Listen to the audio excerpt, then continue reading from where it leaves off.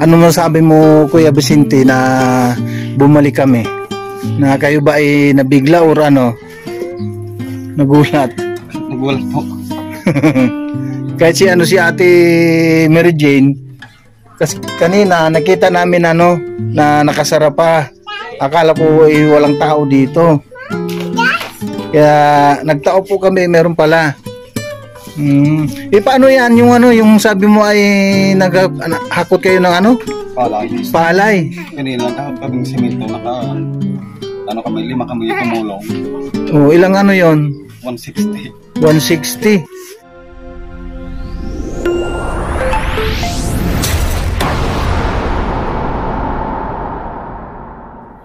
Yan, nandito na tayo. Nandito na tayo mga kalingap. Yan, kasama natin si Josie Vlog, oh.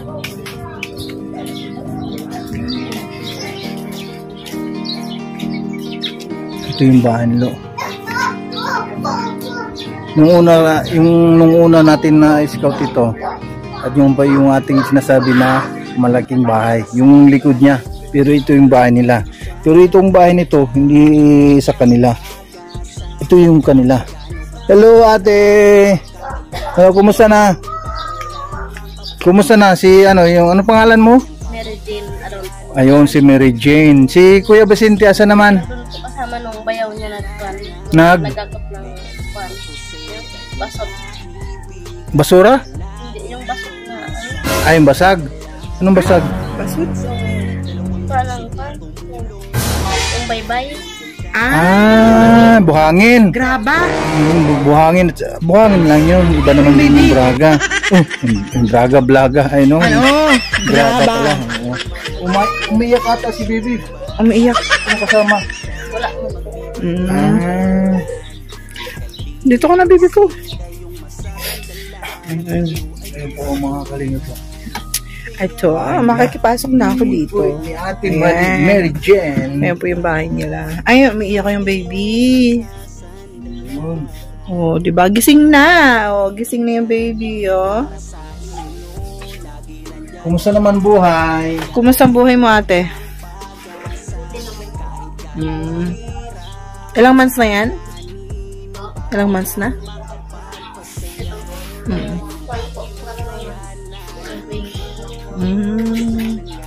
Itong bata na to, itong bata na to.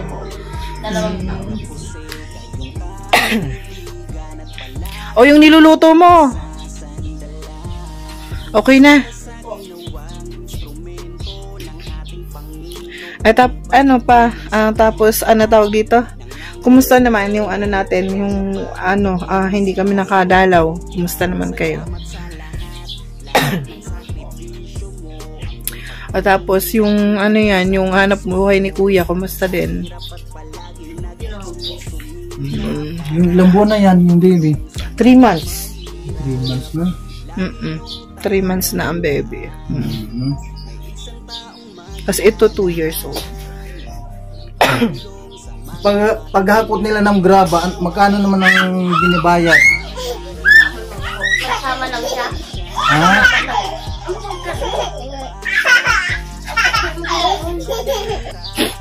Hala.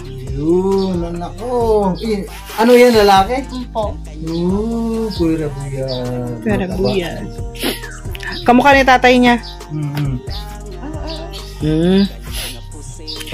Ano yun, wala silang bayad doon, te? Po. Wala silang bayad doon? Wala man po. Sinama lang sa nungkuhan. Bakit walang bayad? Asawa ng kapatid niya yun. Tapos kumikita yung iba, tapos sila, sa kanya wala. Naghahakot sila ng graba.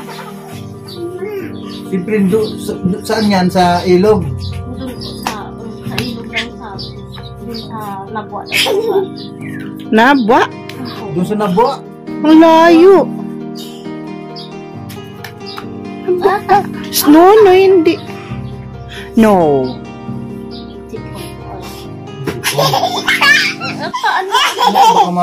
Baka mapilay pa yan.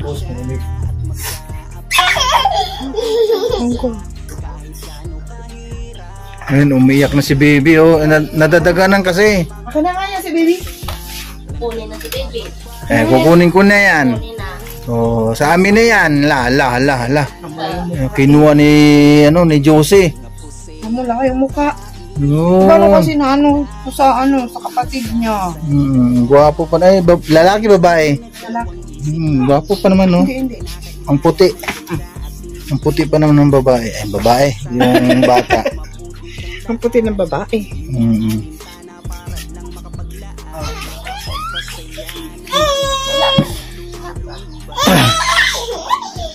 Paano yan ate? Sabi mo nga walang bayad. Hindi wala kayong kakainin yan. Kahapon, nag-discard siya. Meron naman din. Oh, kumita naman siya. Nag-discard sila dyan. Simento. Yung kapatid niya, yung driver. Oo. Magkano yung bayad? Pag sila pag nag-discard sila ng simento, saan sila dinadala? Dito lang? Hindi po. Minsan po sa malapit lang. Ay, sa hardware. Minsan po Sa bayan. Yung sino po naman papadeliver. Oh. Te, meron kami palang may dala kaming bigas. Nakalimutan ko pa. Andun sa andun sa budiga pa. Akin na yung susi. Andun pa sa budiga. Akin na yung susi. Naka-open yun. Naka-open yun. Ayan ate, yung bigas. Ito, kahit na papaano, meron tayong grocery. Itong grocery na nanggaling kay Ate Dol Dumundon. Oh, kay Ate Dol Dumundon itong grocery. Tapos ito naman sa bigas nanggaling kay Ate Inday PB.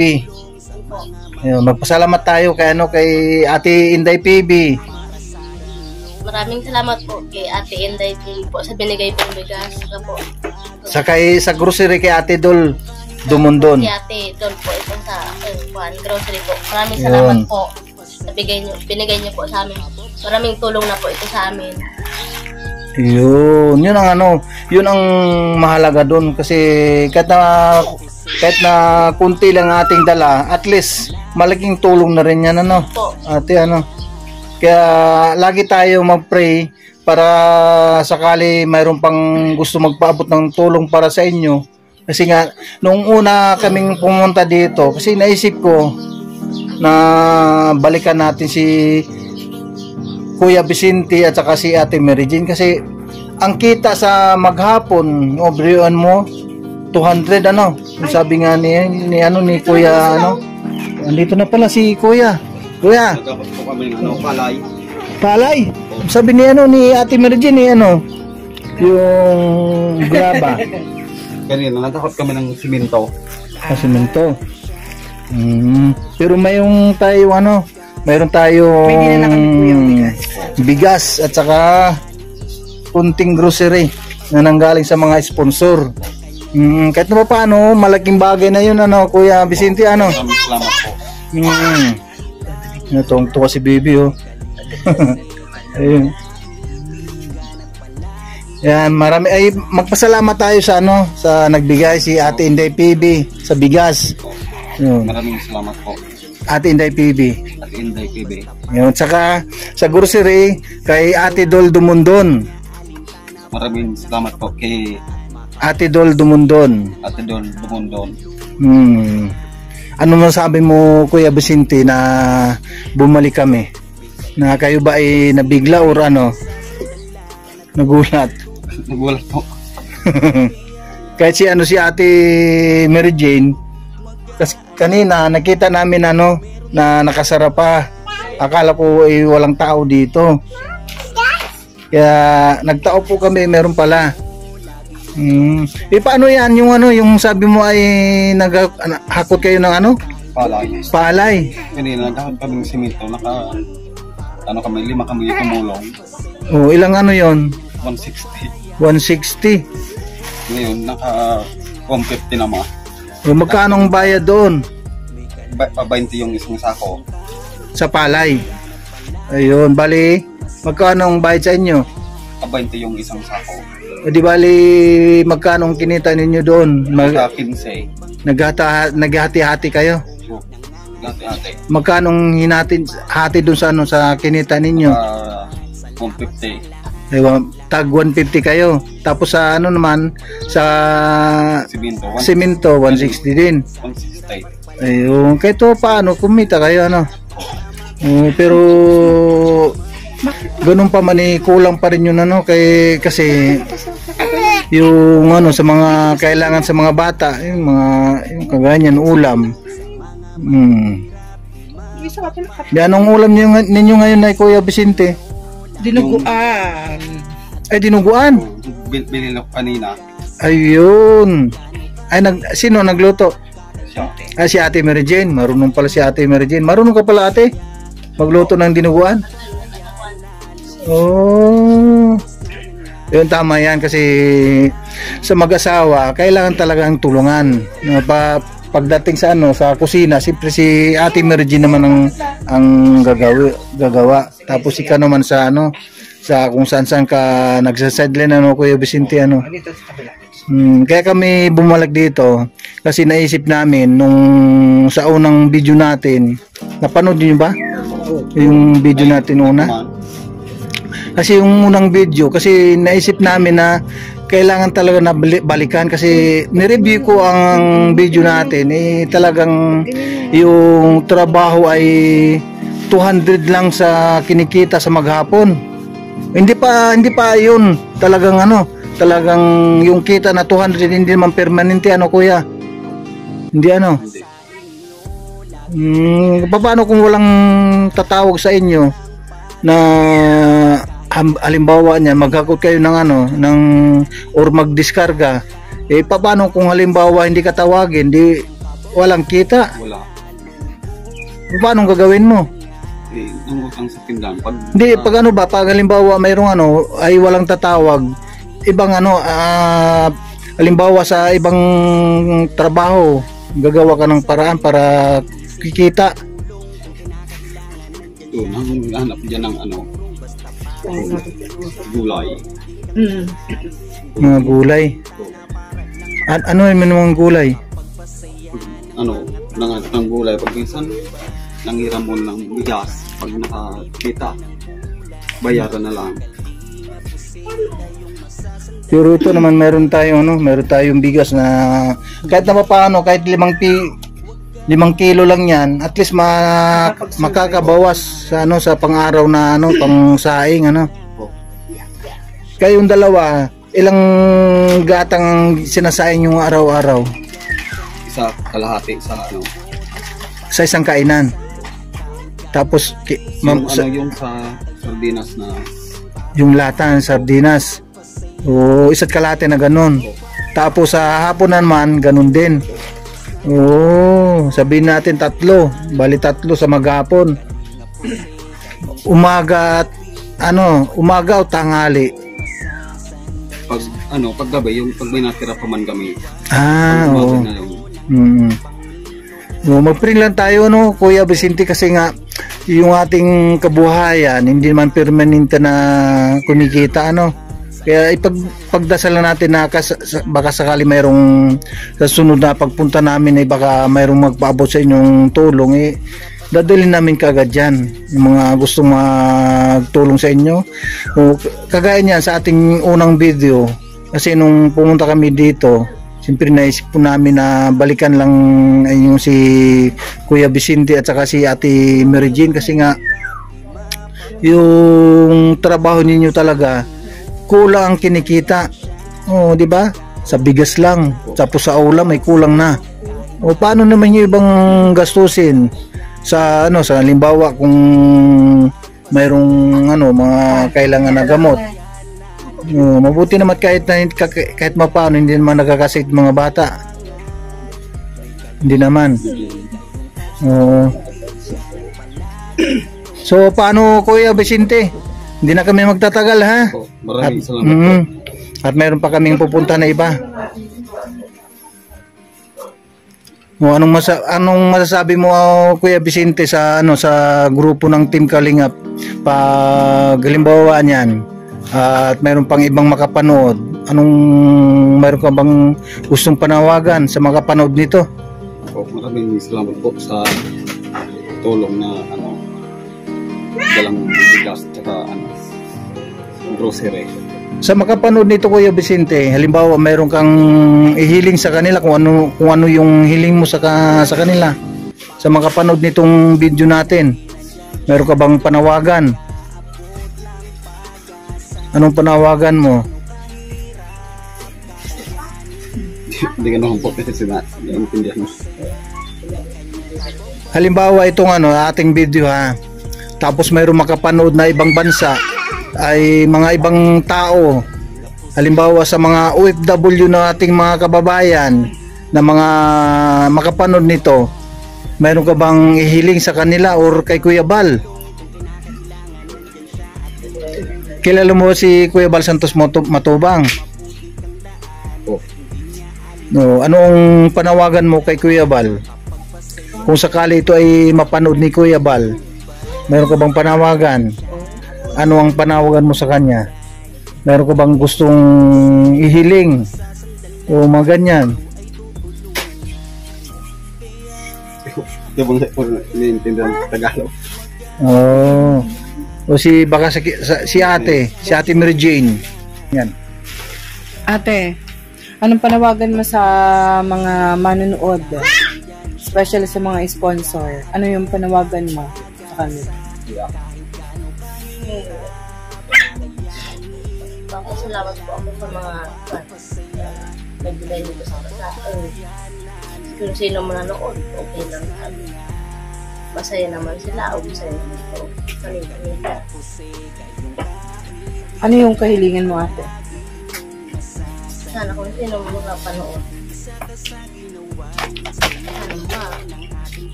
sana maisip rin nila na ganyan din sila. Kasi hindi naman lahat tayo parehas ang ikaw yung sa araw-araw ng buhay.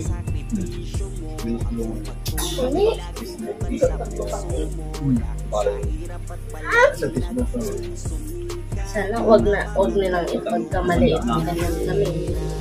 Ano yung mga advice mo sa mga mga minor de edad ngayon na gustong mag-asawa or nag-a-attempt na magkaroon na ng asawa?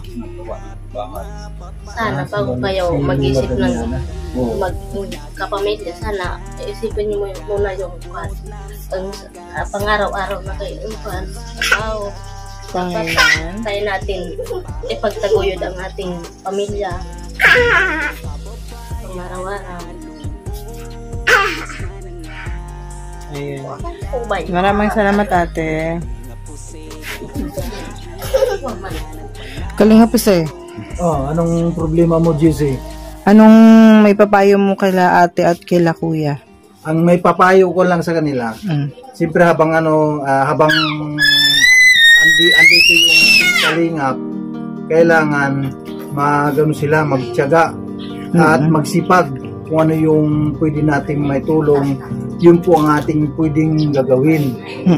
Para kay Kuya Vicente, kung sa tingin ng mga tao na kasi mayroong makapanood nito na sabihin nila na na parang kinukonsinti namin ang ginagawa ninyo. Pero ito sa mga kapanood yung ginagawa namin, mga Kalingap, mga kapatid, yung ginagawa namin para balikan yung karapat-dapat lang. Yung karapat-dapat lang ng balikan namin. Kasi naintindihan namin yung sitwasyon nila, kaya binalikan namin. Ganyan kay Kuya Vicente at kay Ate Mary Jane na may 2 anak at mayroong bunsong anak na 3 buwan pa lang. Kaya naintindihan ko yung sitwasyon ng mag-asawa. Kaya binalikan po namin sila mag-asawa. Ayan, kuya, sana pagbalik namin dito, balitaan mo kami. Balitaan mo kami kung ano ninyong dalawa. Ate, syempre yung ano, ang babalitan nyo sa amin ay di, wag yung mariteste ha. Yung ano, yung pangkabuhayan nyo lagi, na kung kumusta naman, na. Okay. Ayan, batang makulit. May batang makulit. So, ito yung baby, nagdedede na ng kamay. Nagutom na, oy. Nagutom na yan. Oo, nagutom na, agoy.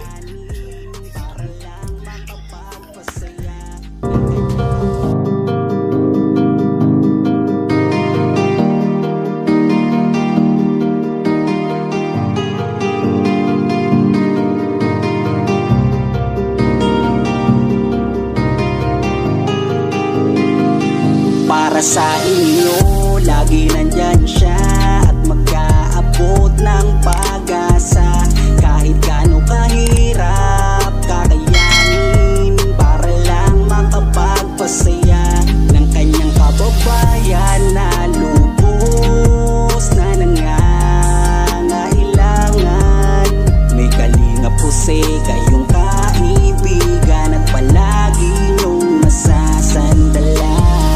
Ni minsan di nagdalawang isip na tumulong. Kung kinakailangan nandyan siya at hindi umuurong. Basta para sa inyo kahit maputi kang daan, hindi niya alintana para lang makapaglaan, makapagpasaya ng mga taong nalulumbay. Nandyan siya at magbibigay ng kulay. May Kalingap Jose, kayong masasandalan at kayo ay tutulungan. Kaya huwag kang mag-aalala, meron kayong masasandalan. Siya si Kalingap. Para sa inyo, lagi nandyan siya at mag-aabot ng pag-asa.